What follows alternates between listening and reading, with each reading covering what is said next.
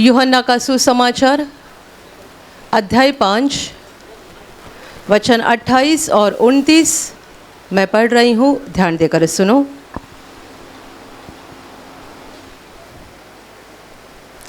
इससे अचंभा मत करो, क्योंकि वह समय आता है कि जितने कब्रों में है वे उसका शब्द सुनकर निकल आएंगे। जिन्होंने भलाई की है वे जीवन के पुनरुत्थान के लिए जी उठेंगे, और जिन्होंने बुराई की है वे दंड के पुनरुत्थान के लिए जी उठेंगे। Hallelujah, hallelujah, hallelujah, hallelujah, hallelujah, hallelujah. मेरे प्यारे भाइयों और बहनों, इन वचनों के द्वारा प्रभु यीशु मसीह एक बहुत बड़ा गहरा सत्य मानवता के सामने रख रहा है। यीशु बता रहा है, इससे अचंभा मत करो कि वह समय आता है कि जो कब्रों में है वे उसका शब्द सुनकर निकल आएंगे। जिन्होंने भलाई की है वे जीवन के पुनरुत्थान के लिए जी उठेंगे, और जिन्होंने बुराई की है वे दंड के पुनरुत्थान के लिए जी उठेंगे। Hallelujah, hallelujah, hallelujah.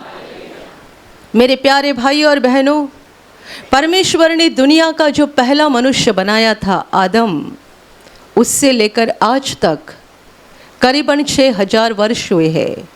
परमेश्वर ने जब से आदि मानव को बनाया तब से लेकर आज तक 6000 वर्ष हो रहे हैं। ये संसार में अनगिनत लोग पैदा हुए हैं, अनगिनत लोग आ गए चले गए। हम भी आए हैं, चले जाएंगे। कोई इस धरती पर हमेशा नहीं रह सका है।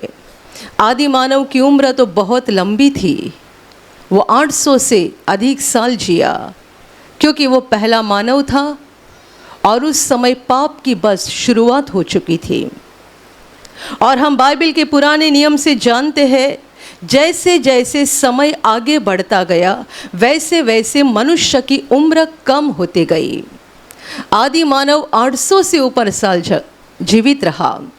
उसके बाद जिंदगी कम होती गई, 600, 500, 400, 200 और अभी के हमारे ज़माने में 100 साल भी जीना मुश्किल हो गया है। जैसे जैसे पाप बढ़ते गए मनुष्य की जिंदगी कम होती गई। पर धरती पर मनुष्य कितना भी जीवित क्यों न रहे, पर यह सत्य है कि एक दिन उसका धरती का जीवन खत्म होता है और उसे धरती को छोड़कर जाना पड़ता है।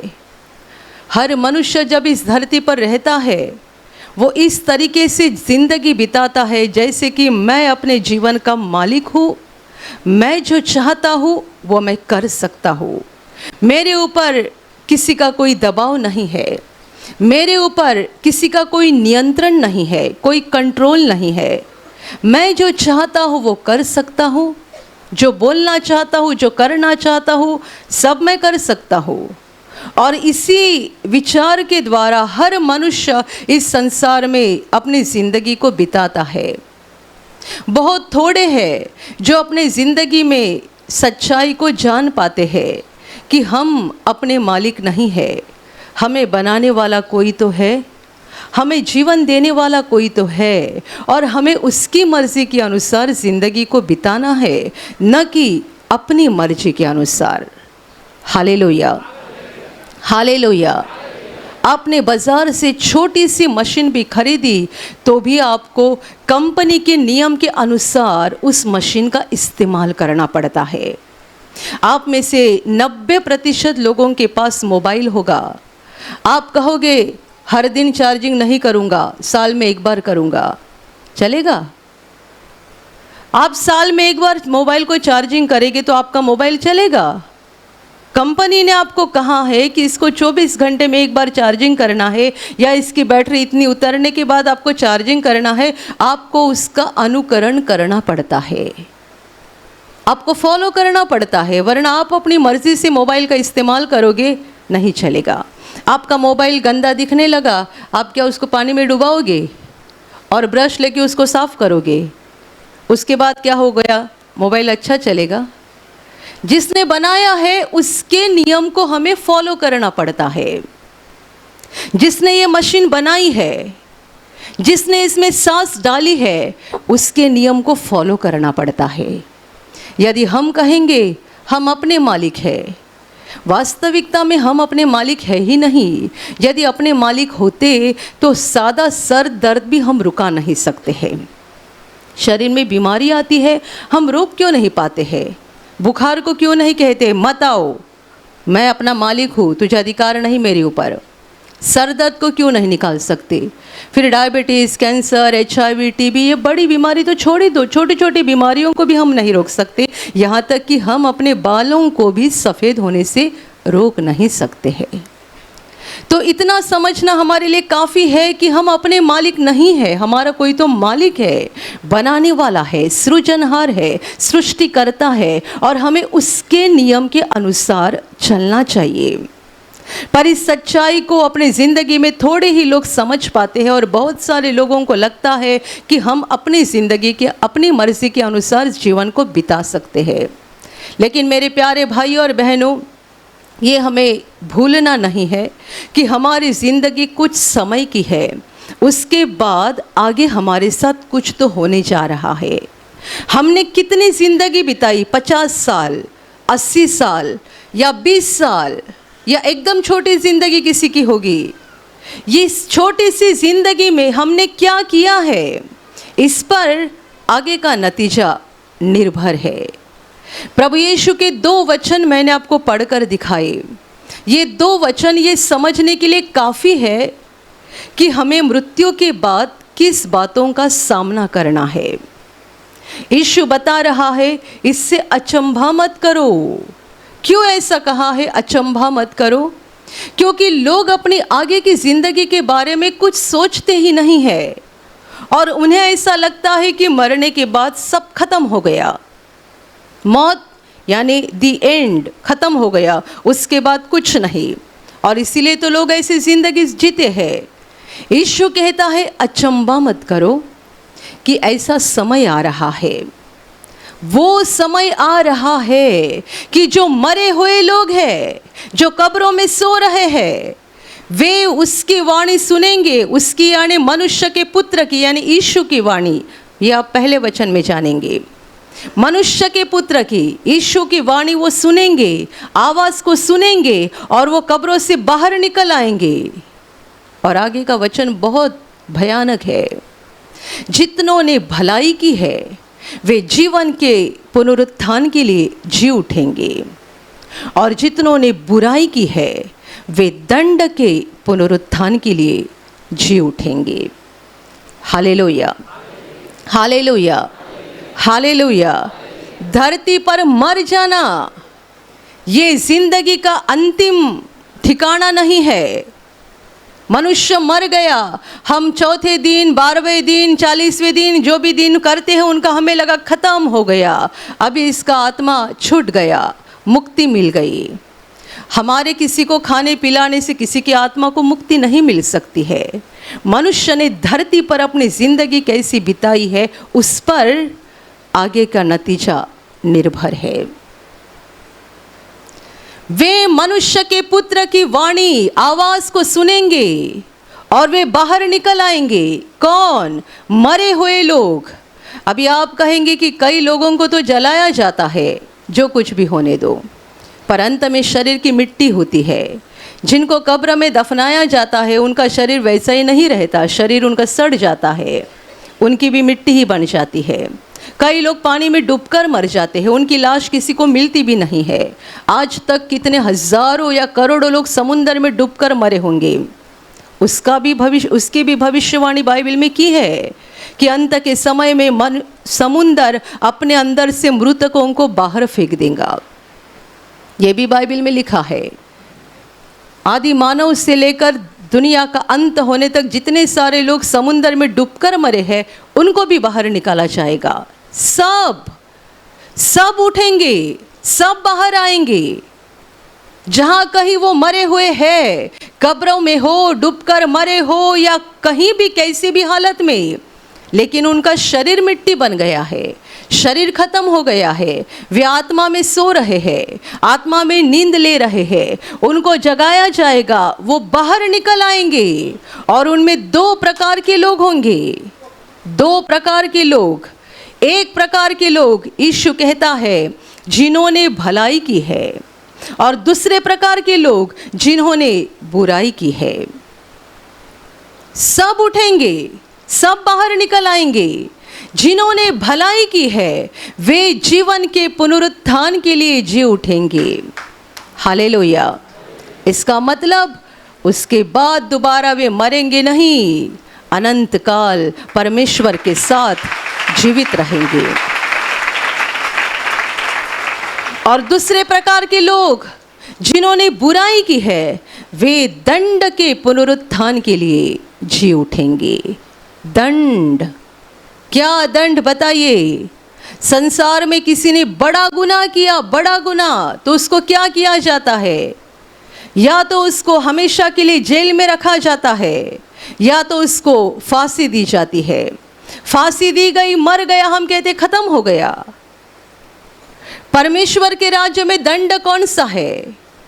कौन सा दंड इन लोगों को मिलेगा जिन्होंने अपनी जिंदगी भर बुराई की है और बुराई करते हुए खत्म हो गए हैं, मर गए हैं, सो गए हैं? इनका दंड क्या हो जाएगा? वो भी बाइबल में लिख कर रखा है कि वे अनंत काल के लिए नरक की आग में तड़पते रहेंगे। वे मरने की कोशिश करेंगे लेकिन मरेंगे नहीं, क्योंकि आत्मा मरता नहीं है। वे अपनी आत्मा में तड़पते रहेंगे दिन रात। वहां दिन भी नहीं, रात भी नहीं, अनंत काल रात ही रात है, क्योंकि वहां उजाला जरा भी नहीं है। नरक की आग रोशनी नहीं देती है, नरक की आग प्रकाश नहीं देती है। वहां जाने वाली आत्माएं अंधकार में और उस आग में अनंत काल के लिए तड़पती रहेगी, चीखती रहेगी, रोती रहेगी, पर उनकी पुकार को कोई नहीं सुनेगा और वहां से बाहर निकलने का उनके लिए कोई रास्ता नहीं होगा। Hallelujah, hallelujah. ये जो वचन प्रभु यीशु ने बताए हैं, ये अंतिम न्याय के बारे में है। अंतिम न्याय। संसार में कोर्ट है, हाई कोर्ट, सुप्रीम कोर्ट, सब जगह हर देश में कोर्ट होते हैं और इंसाफ किया जाता है। पर मनुष्यों के लिए एक आखिरी कोर्ट है, वो है परमेश्वर का कोर्ट। और उस कोर्ट में न्यायाधीश है परमेश्वर का पुत्र यीशु मसीह। Hallelujah, hallelujah. और वहाँ इंसाफ मिलने के लिए 40 साल नहीं लगेंगे। वहाँ इंसाफ मिलने के लिए 25 साल रुकना नहीं पड़ेगा। सब बातें जगह पर हो जाएगी, क्योंकि लिखा गया है किताबें खुली जाएगी। मनुष्यों के बुरे भले काम सामने आएंगे। कोई अपने कामों के बारे में इनकार नहीं कर सकता, ये मैंने नहीं किया, वो मैंने नहीं किया। सारे काम सामने आ जाएंगे। जितनों ने भलाई की है वे तो छूट गए, क्योंकि उन्हें पापों की क्षमा मिली है। तो उनके जीवन की किताब में बुरे काम कुछ नहीं है, सारे भले काम है। बुरे कामों की उनको क्षमा प्राप्त हो चुकी है, वे जीवन में प्रवेश करेंगे। और जिन्होंने यीशु पर विश्वास नहीं किया, गलत रास्ता नहीं छोड़ा, पापों का रास्ता नहीं छोड़ा, जिन्होंने अपने पापों की क्षमा नहीं पाई, उनके बुरे काम सारे सामने आ जाएंगे और उन्हें अनंत काल के लिए दंड दिया जाएगा। Hallelujah, hallelujah, hallelujah. मेरे प्यारे भाइयों और बहनों, इन दो वचनों के द्वारा सावधान हो जाओ। ये मत समझो कि कल का दिन जैसा मेरा गुजरा वैसा आज का दिन, जैसा आज का दिन वैसा कल का दिन। नहीं, हमारे जिंदगी में कोई तो एक दिन रहेगा जिस दिन हमारे जीवन को फुल स्टॉप मिलेगा, और उसके बाद हम दोबारा उठेंगे। यीशु की आवाज़ को सुनकर हर मरी हुई आत्मा उठेगी।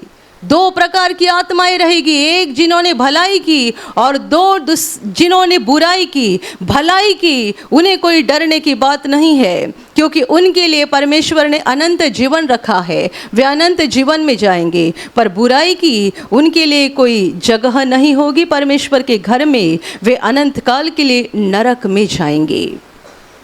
Hallelujah, hallelujah.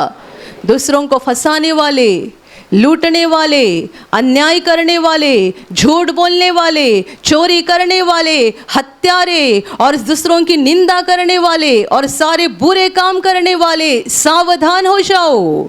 दुनिया का अंत का दिन आने वाला है, बहुत नज़दीक है। अंत का समय नज़दीक है, वो न्याय का दिन आने जा रहा है। जो कोई चोरी करने वाला है, झूठ बोलने वाला है, व्यभिचारी है, बुरे काम करने वाला है, सावधान हो जाए। परमेश्वर ने आज आपको मौका दिया है, उस दिन मौका नहीं रहेगा। उस दिन बहुत सारी आत्माएं रोएगी, पर उनको पश्चाताप का और क्षमा का कोई मौका नहीं रहेगा, क्योंकि मौका आज है जब हम अपने कानून से परमेश्वर के वचनों को सुन रहे हैं, अंत के न्याय का समाचार सुन रहे हैं, तब हमारे लिए मौका है। उस वक्त जब वो घड़ी आ पहुंचेगी, तब हमारे लिए कोई मौका या समय नहीं रहेगा। Hallelujah, hallelujah. आज हम अपनी मर्जी के अनुसार जीवन बिता सकते हैं, अपने आप को खुश करके दूसरों को दुख दे सकते हैं, दूसरों को लूट सकते हैं, अन्याय कर सकते हैं, दूसरों को परेशान कर सकते हैं। आज हम कुछ भी बुरा काम कर सकते हैं और अपना ही फायदा देख सकते हैं, पर भूल मत जाओ कि वो दिन आने वाला है जब हमारे सारे काम सामने आ जाएंगे और बुरे कामों के बदले अनंत काल का दंड हमें मिल जाएगा। प्रभु यीशु ने कहा है, जो कब्रों में है वे सारे उसकी आवाज़ को सुनकर कब्रों से बाहर निकल आएंगे। ये जो प्रभु ने कहा है, ये कोई कहानी नहीं है, ये सत्य है। और ये सत्य है, इसे साबित करने के लिए उसने सबूत भी दिया है। क्या सबूत दिया? लाजर मर गया था, उसकी लाश को कब्र में रख के 4 दिन बीत चुके थे। प्रभु यीशु कब्र के पास गया और कब्र के ऊपर जो बड़ा पत्थर धरा था उसे हटाने के लिए कहा। तब उसकी बहन ने कहा कि उसमें से दुर्गंध आती होगी, क्योंकि उसको मर के 4 दिन हो गए हैं। प्रभु ने उससे कहा, क्या मैंने तुझे नहीं कहा था, यदि तू विश्वास करेगी तो परमेश्वर के महिमा को देखेगी। लोगों ने पत्थर को कब्र पर से हटाया और प्रभु यीशु ने ऊंची आवाज़ में कहा, हे लाजर बाहर आ जा। और जिसे मरकर 4 दिन हुए थे वो जीवित होकर बाहर आ गया।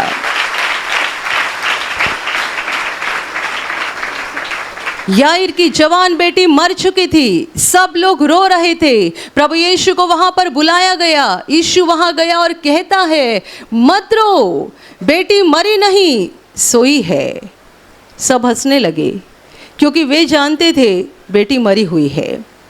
परमेश्वर के लिए कोई मरा नहीं है। जैसे हम सोए हुए व्यक्ति को जगाते हैं, वैसे परमेश्वर मरे हुए व्यक्ति को जगाता है। जैसे ही यीशु ने कहा बेटी सो रही है, मरी हुई नहीं है, तब सब हंसने लगे। यीशु ने सबों को बाहर कर दिया और बेटी के माँ बाप और अपने 3 करीबी चेलों को लेकर बेटी की लाश के पास गया और उससे कहता है, तलिता कुम, हे बेटी मैं तुझसे कहता हूँ उठ। और तुरंत वो बेटी जीवित हो गई। हालेलुया। विधवा औरत का इकलौता बेटा मर चुका था और लोग उसे लेकर जा रहे थे उसकी लाश को दफनाने के लिए। प्रभु वहां गया और प्रभु ने उस लाश से कहा, हे बेटे मैं तुझसे कहता हूँ उठ। और तुरंत वो बेटा जीवित हो गया।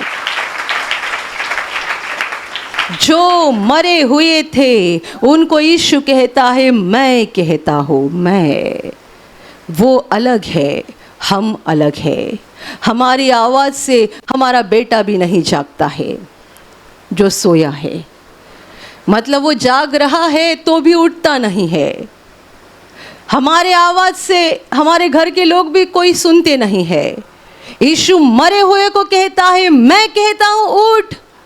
और जहाँ कहीं उसकी आत्मा है, तुरंत उनके शरीर में आती थी और वो मनुष्य जीवित हो जाता था। Hallelujah, hallelujah. ये सारे सबूत है, सबूत कि उसका अधिकार कितना बड़ा है। उसका सामर्थ कितना बड़ा है। और इसीलिए यीशु कहता है कि जितने सारे कब्रों में है वे मनुष्य के पुत्र की आवाज़ को सुनेंगे और वे कब्रों से बाहर निकल आएंगे। वो अंत के दिन, न्याय के दिन, जब संसार में न्याय का दिन आएगा, तब बहुत सारे ऐसे होंगे जो धरती पर जीवित होंगे। शायद उनमें हम में से भी कोई लोग हो सकते हैं। न्याय के दिन हम में से कोई लोग इस धरती पर जीवित रहेंगे, पर बहुत सारे हैं जो पहले ही मर चुके हैं। यीशु की आवाज़ से वे सारे लोग बाहर निकल आएंगे और उनमें से दो प्रकार के लोग रहेंगे। एक रहेंगे जो जीवन में प्रवेश करेंगे, एक रहेंगे जिनके ऊपर बड़ा अनंत काल का दंड आएगा और उनको कोई नहीं बचा सकता है। यीशु ने कहा है, जिन्होंने भलाई की है, भलाई, भले काम। मेरे प्यारे भाइयों और बहनों, अपने आप को परखो कि आप अपनी ज़िंदगी कैसे बिता रहे हैं, भले काम कर रहे हैं या बुरे काम। बहुत लोगों के जीवन में ऐसा होता है कि बाहर से वे भले काम कर रहे हैं, ऐसा दिखावा करते हैं, अंदर से उनका जीवन गंदगी से और पापुण से भरा हुआ रहता है। आपने कहीं जाकर 1 लाख रुपए दान दे दिया किसी अनाथ आश्रम को या परमेश्वर के मंदिर में या कहीं किसी गरीब को, और आप बहुत लोगों को दिखाएंगे, देखो हमने 1 लाख रुपए दान कर दिया। लोग कहेंगे वाह वाह वाह, भला आदमी है, 1 लाख रुपए दान कर दिया। ये क्या है? ये आपकी बाहरी बात है कि आपने किसी को 1 लाख रुपए दान कर दिया। आप बिजनेस करते हैं, उसमें आप 100 लोगों को फंसाते हैं, उसका क्या? आपने किसी पर अन्याय किया है और किसी की जमीन छीन कर ली है। आप जो काम धंधा चलाते हैं उसमें आप फंसा कर पैसा कमाते हैं, लूट कर पैसा कमाते हैं, उसका क्या?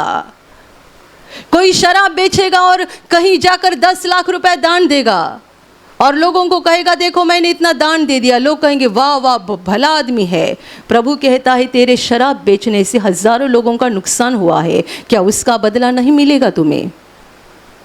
10 लाख रुपए दान दे दिया, ये बड़ा काम दुनिया को दिखाया।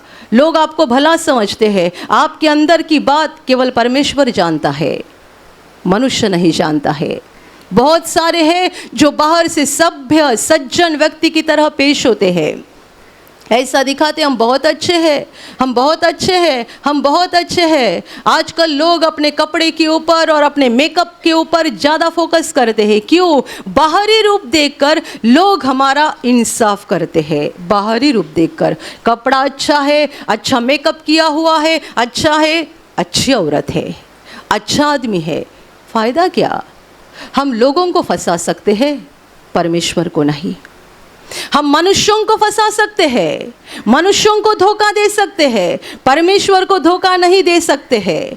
हम बाहर से कितने भी अच्छे दिख रहे हैं, हमने अच्छा कपड़ा पहना है, साफ सुथरा कपड़ा पहना है, हम दिखने में एक सभ्य और अच्छी व्यक्ति नजर आ रहे हैं। परमेश्वर हमारे बाहरी रूप को नहीं देखता है, हमारे दिल की गंदगी को देखता है। वो हमारे हृदय को परखता है, वो हमारे हृदय को जांचता है। मेरे प्यारे भाइयों और बहनों, इसीलिए कोई मनुष्य परमेश्वर को नहीं फंसा सकता है, परमेश्वर को धोखा नहीं दे सकता है। Hallelujah, hallelujah, hallelujah. आप परखो कि आपके काम कैसे हैं।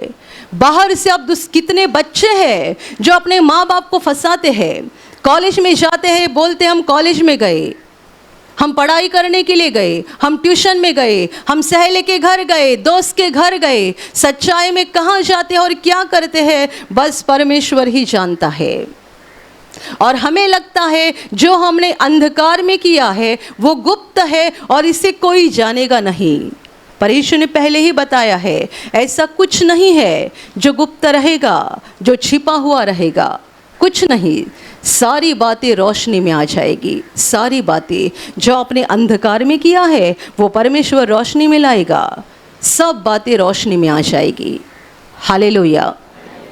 इसलिए सावधान हो जाओ, अपने ज़िंदगी को परखो और ज़िंदगी को बदलना शुरू करो। ये धरती हमारा अंतिम स्टेशन नहीं है, यहाँ पर हम हमेशा रहने नहीं जा रहे हैं। हमें इंसाफ का सामना करना है, हमें परमेश्वर के सामने खड़ा होना है। जब आप किसी को फंसाते हैं, लूटते हैं, धोखा देते हैं, तब जरा सोचिएगा कि उस अंत के समय मेरा क्या हो जाएगा, मेरा क्या हो जाएगा। परमेश्वर मेरी और कौन सी नज़र से देखेगा। आप कहोगे ये मैंने 10 साल पहले किया था, ये मैंने 25 साल पहले किया था, आप भूल गए। परमेश्वर नहीं भूल गया है। यह आपके नाम के ऊपर लिखा हुआ है, आपके अकाउंट पर लिखा हुआ है। आपका बुरा काम आपने किया और आप भूल गए, परमेश्वर नहीं भूलता है। हालेलुया। इसीलिए ध्यान में रखना, भले काम केवल परमेश्वर को दिखाने के लिए होने चाहिए, मनुष्यों को दिखाने के लिए नहीं। और भले कामों में सबसे पहला नंबर का काम ये हो जाए। प्रभु यीशु को किसी ने पूछा था, परमेश्वर का काम क्या है, हम क्या करें, परमेश्वर का काम हमारे द्वारा हो जाए इसके लिए हम क्या करें। यीशु ने कहा था, परमेश्वर का काम यही है कि जिसने उसे भेजा है उस पर, यानी यीशु मसीह पर तुम विश्वास करो। ये पहला काम है, ये परमेश्वर का पहला काम है।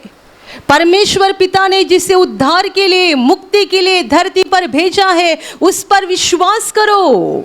ये पहला काम है। क्यों? यदि आप उस पर विश्वास नहीं करोगे तो आप आपके पापों में ही रहोगे, और जो कोई पाप में रहता है वो कभी भले काम नहीं कर सकता है, चाहकर भी भले काम नहीं कर सकता है। हमें ज़रूरत है कि हमें पापों की क्षमा मिल जाए, हमें ज़रूरत है कि हम पापों के बंधन से आज़ाद हो जाए, हमें ज़रूरत है कि हम पापों से पूरी तरह से मुक्त हो जाए। और ये कैसे हो सकता है? यीशु पर विश्वास करके हो सकता है, क्योंकि यीशु ही है जिसने हमारी मुक्ति के लिए क्रूस पर बलिदान किया है, उसने हमारे पापों को उठाया है। और जो कोई उस पर विश्वास करता है और अपने पापों को कबूल करके पश्चाताप करता है, उसे पापों की क्षमा मिल जाते हैं, पापों का सारा दाग उसकी आत्मा के ऊपर से निकाला जाता है और वो परमेश्वर के सामने एक धर्मी व्यक्ति बन जाता है।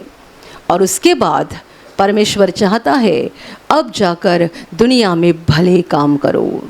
पहले बुरे काम करते थे, अंधकार के काम करते थे, पाप करते थे, यीशु के द्वारा मैंने तुमको क्षमा कर दिया है। प्रभु यीशु के लहू के द्वारा मैंने तुम्हारे पापों को पोंछ दिया है, अभी तुमको धर्मी बनाया है। दोबारा उस गंदगी में जाकर अपने आप को खराब मत करो। अब जाकर संसार में भले काम करो, दूसरों की सहायता करो, दूसरों की मदद करो, दूसरों पर दया करो, दूसरों पर प्रेम करो। ये परमेश्वर की इच्छा है। Hallelujah, hallelujah, hallelujah.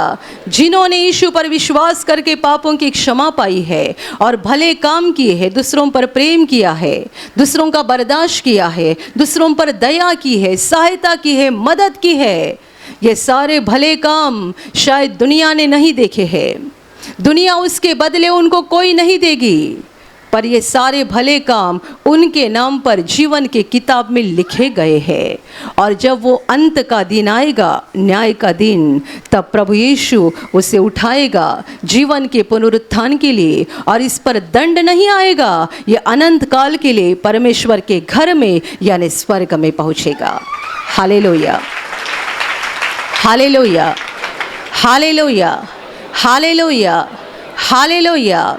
मेरे प्यारे भाइयों और बहनों, ये विचार अपने मन से निकाल दो कि मुझे देखने वाला कोई नहीं है, मुझे पूछने वाला कोई नहीं है। एक शराबी शराब पीकर घर पे आता है और अपनी औरत को मारता है, बच्चों को गालियां देता है। औरत को ये बोलने की हिम्मत तक नहीं होती है कि थोड़ा सा पैसा दीजिए, घर में चावल नहीं है, आटा नहीं है, सब्जी नहीं है। औरत को कभी कभी बोलने की हिम्मत तक नहीं होती है। क्यों? बोलने जाए तो पति हाथ उठाएगा और उसको मारपीट करेगा। पति औरत को मारपीट करता है, बच्चों को मारपीट करता है, क्योंकि वो शराब के नशे में रहता है। हर दिन ये चालू रहता है। उसे लगता है मेरी औरत मुझसे डरती है, बच्चे मुझसे डरते हैं, मेरा सब अच्छा चल रहा है। आपका अच्छा नहीं चल रहा, सब बिगड़ रहा है। आप आपकी औरत को चुप कर सकते हैं, बच्चों को चुप कर सकते हैं, पर वो समय आएगा जब आपको उस न्यायाधीश के सामने अपनी गर्दन झुकाकर खड़ा होना पड़ेगा। आपके सारे बुरे काम पढ़कर बताए जाएंगे और वो न्यायाधीश कहेगा मेरे सामने से निकल जाओ और शैतान और उसको दूतों के लिए जो नरक बनाया है उसमें चले जाओ, क्योंकि तुमने अपने जिंदगी में बुरे काम किए हैं। हालेलुया। मत्ती का सुसमाचार अध्याय 25 घर जाकर अच्छे से पढ़िएगा, बार बार पढ़िएगा। प्रभु यीशु ने इंसाफ के दिन का पूरा वर्णन वहां पर किया है। पूरी बात सविस्तर रूप में कही है कि कैसा इंसाफ हो जाएगा, कैसा वो धर्मियों के साथ बर्ताव करेगा, कैसा अधर्मियों के साथ बर्ताव करेगा। जो न्याय करने वाला है उसी ने सारी बातें पहले बताकर रखी है। Hallelujah, hallelujah, hallelujah. आज आप अपनी ताकत दिखाकर, शरीर की ताकत हो या पैसे की ताकत हो, इन ताकत को चलाकर दूसरों की आवाज को दबा सकते हैं, दूसरों का नुकसान कर सकते हैं, यहाँ तक कि किसी की हत्या भी कर सकते हैं। सब कुछ कर सकते हैं शरीर की ताकत से और पैसे की ताकत से। दुनिया में आप बहुत कुछ कर सकते हैं और आपको लगता रहेगा कि मैं सफल व्यक्ति हूँ, मैं सफल व्यक्ति हूँ, कोई मेरा बिगाड़ नहीं सकता है, मैं सफल व्यक्ति हूँ। आप अपने आप को फंसा रहे हैं, परमेश्वर को नहीं। आप खुद को धोखा दे रहे हैं, परमेश्वर को नहीं, क्योंकि वो इंसाफ का दिन तय किया हुआ है। उस दिन आपको न्याय के आसन के सामने खड़ा होना ही पड़ेगा और आपके कामों का लेखा देना पड़ेगा। प्रभु यीशु ने कहा है जितनों ने बुराई की है वे सारे दंड के पुनरुत्थान के लिए जी उठेंगे। उन पर दंड आएगा, दंड आएगा, दंड आएगा। इतना भयानक और खतरनाक दंड वो होगा कि उन दंड से उनको कोई भी छुड़ा नहीं पाएगा। वो अनंत काल का दंड है, एक दिन का नहीं, एक महीने का नहीं। इसलिए मैंने आपको कहा संसार में कोई बड़ा गुनाह करता है उसको क्या सज़ा मिलती है? मरते दम तक जेल में रहो। यानी कब तक? 10 साल, 20 साल, 25 साल, 40 साल उसको मरना है। ये सज़ा ख़त्म हो जाएगी, पर वो सज़ा ख़त्म नहीं होने वाली है, वो अनंत काल की सज़ा है। Hallelujah, hallelujah. यहाँ आप मरोगे तो आपकी सज़ा ख़त्म हो गई, पर वो तो आत्मा की सज़ा है। आत्मा अविनाशी है, मरता नहीं है। आत्मा में अनंत काल दंड उठाना पड़ेगा। मेरे प्यारे भाइयों और बहनों, सावधान हो जाओ। दिन ही दिन दुनिया में बुराई बढ़ते जा रही है। ये अंत का समय है और जैसे कि बाइबल में भविष्यवाणी की है, अंत के दिनों में बुराई बहुत बढ़ेगी। बुराई बढ़ेगी यानी क्या बढ़ जाएगा? मनुष्य का दिल गंदा बन जाएगा, दुष्ट बन जाएगा, पापी बन जाएगा। बाकी सारी दुनिया वैसी ही है। परमेश्वर ने बनाए हुए पेड़ पौधे अपना काम कर रहे हैं, प्राणी पंछी अपना काम कर रहे हैं, समुंदर, मछलियाँ, तालाब सब अपना अपना काम कर रहे हैं। मनुष्य बिगड़ रहा है। मनुष्य का दिल पत्थर जैसा कठिन बनते जा रहा है। मनुष्य के दिल से प्रेम सूखते जा रहा है। किसी के लिए दया नहीं है, प्रेम नहीं है, तरस नहीं है। पास में कोई तड़पता है तो उस पर दया भी नहीं आती है। लोग ट्रेन में बैठते हैं, कोई बुजुर्ग व्यक्ति पास में खड़ा है, उसको उठकर जगह देने का भी दिल नहीं रहा है। कोई भूखा है, उसको खाना देने का भी दिल नहीं रहा है। दिल सूखते जा रहा है, कड़क बनते जा रहा है। ध्यान में रखिएगा, यदि हमने अपने दिल को कड़क बनाया, हम बुरे काम करते गए, तो हम परमेश्वर को नहीं अपने आप को फंसाएंगे, अपने आप को धोखा देंगे और अंत में हमारा विनाश हो जाएगा। यदि बचना है तो अपने पापों की क्षमा पाओ, पश्चाताप करो, गलत रास्ता छोड़ दो। किसी का कुछ छीन कर लिया है वापस कर दो, किसी को फंसाया है अभी दूसरों की मदद करो। जैसे कि जक्कई ने बताया था, हे प्रभु देख, मैं अपनी आधी संपत्ति कंगालों को बांट देता हूँ और जिनका मैंने अन्याय से लिया है, अंधेर करके लिया है, उनको 6 गुना वापस फेर दे देता हूँ। ये जक्कई पापी मनुष्य था। लोग उसकी ओर एक अलग नज़र से देखते थे, दूसरों को लुटाने वाला, फंसाने वाला, क्योंकि वो चुंगी लेने वालों का सरदार था। चुंगी लेने वालों का एक मुख्य आदमी था जो लोगों से लूट लूट कर अमीर बन गया था। पर जब उसने यीशु को देखा, यीशु उसके घर आ गया, उसने यीशु की बातों को सुना, वो उसने अपने दिल को बदल डाला और वो कहता है कि मैं अपनी आधी संपत्ति कंगालों को बांटता हूँ और जिनसे अन्याय करके लिया है उनको 4 गुना फिर दे देता हूँ। तब जाकर यीशु ने ऐलान किया, आज इस घर का उद्धार हो गया है, उद्धार हो गया है। Hallelujah, hallelujah, hallelujah. अपने केंद्र में एक परिवार आता था, पति पत्नी, उनके छोटे बच्चे थे, उनकी माँ और एक बहन थी। वो भी प्रार्थना में आया करते थे पर अलग अलग आते थे। बाद में हमको पता चला कि भाई ने अपनी माँ को और बहन को घर से निकाला है। बहन की कोई परेशानी थी जिसकी वजह से उसकी शादी नहीं हो पाई। बहन की उम्र भी बहुत ज़्यादा हो गई थी। तो माँ और बहन कहीं तो जाके ताड़पत्री बांध के रास्ते के कोने में रहते थे और ये अपने पत्नी और बच्चों के साथ फ्लैट में रहता था।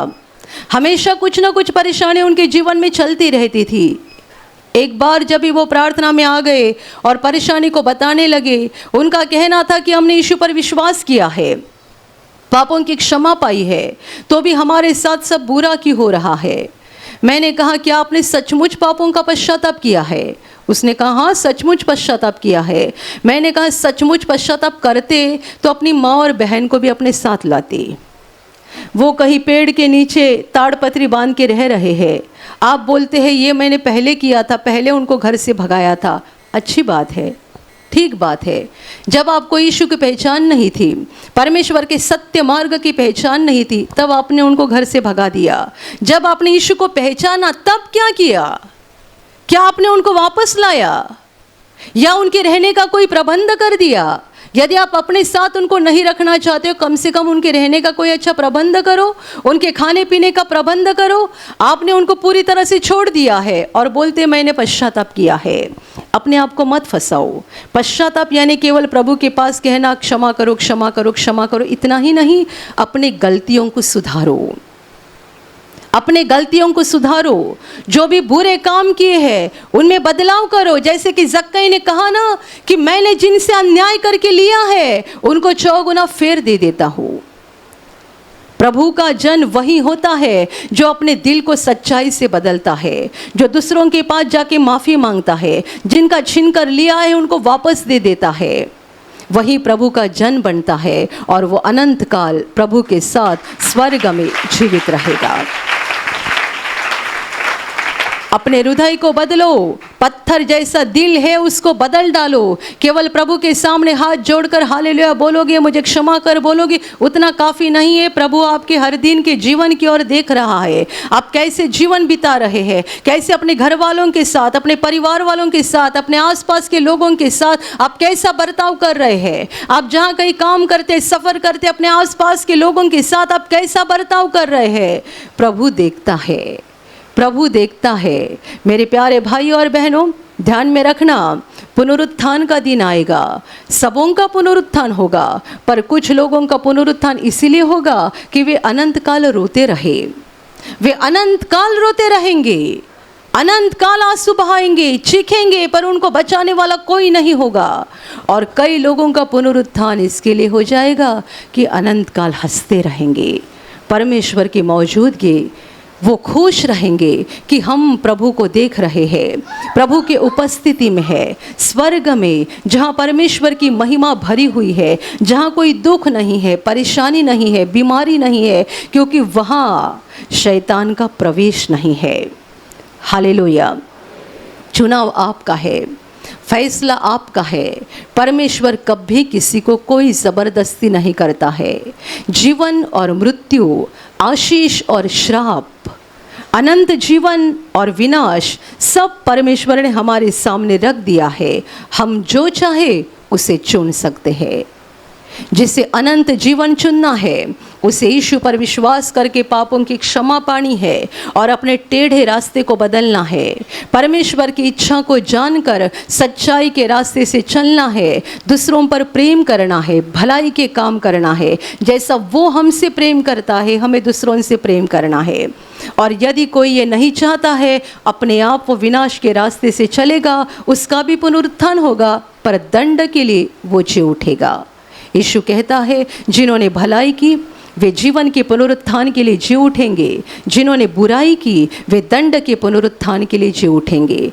आप फैसला करो, और यदि जीवन पाना चाहते हैं, परमेश्वर को पकड़े रहो, सच्चाई के रास्ते से चलते रहो। हमारा धरती का जीवन कितना भी छोटा हो जाए, हमारा जीवन आज ख़त्म हो जाए, 1 महीने के बाद ख़त्म हो जाए या 10 साल के बाद ख़त्म हो जाए, कभी तो ख़त्म हो ही जाएगा। पर हमारा मकसद ये रहे कि जब कभी अंत का समय आएगा, हम पर दंड न आए, परंतु हम परमेश्वर के साथ स्वर्ग में अनंत काल जीवित रहे। Hallelujah, hallelujah, hallelujah, hallelujah. और अभी प्रार्थना करने का समय है। आप विश्वास करो कि एक पल में प्रभु यीशु आपको छूकर चंगाई देगा, एक पल में वो आपके जीवन का दुख निकाल देगा और आपके आंसुओं को खुशी में बदल देगा, क्योंकि उसके लिए असंभव कुछ नहीं है, अनहोनी बात एक भी नहीं है। प्रभु यीशु आज भी जिंदा है। 2000 वर्ष पहले वो शरीर रूप में धरती पर था, आज शरीर रूप में नहीं बल्कि आत्मा के रूप में है, और दुनिया के कोने कोने में जहाँ जहाँ लोग विश्वास के साथ उसको पुकारते हैं, उसके पास प्रार्थना करते हैं, उन सबों की पुकार को प्रभु सुनता है, उन्हें चंगा करता है, उनके आंसुओं को पोंछ देता है और उनके जीवन को खुशी से भर देता है। आप भी इसी विश्वास के साथ आपके बीमार भाग पर हाथ रखो, और यदि वहाँ हाथ नहीं रख सकते हैं तो अपने सीने पर हाथ रखो। प्रभु यीशु के नाम से इसी क्षण आपके शरीर की सारी बीमारियां निकल जाए। यीशु के नाम से आपके जीवन का सारा दुख निकल जाए। शैतान का हर एक काम आपके जीवन से और आपके परिवार से पूरी तरह से नष्ट हो जाए। यीशु के नाम से, प्रभु यीशु के नाम से शैतान का सारा काम आपके जीवन से नष्ट हो जाए। सारी दुष्ट आत्माओं को प्रभु यीशु के नाम से मैं आज्ञा दे रही हूँ, इसी क्षण इन्हें छोड़कर निकल जाओ और वापस उनमें नहीं आना। इसी क्षण प्रभु का महान सामर्थ आपके ऊपर आ जाए, प्रभु का महान सामर्थ आपके ऊपर आ जाए, प्रभु का महान सामर्थ आपके ऊपर आ जाए। इसी घड़ी पवित्र आत्मा की खुशी आपके दिल में आ जाए, पवित्र आत्मा की शांति आपके दिल में आ जाए और आपका जीवन स्वर्ग की रोशनी से भर जाए। आमीन।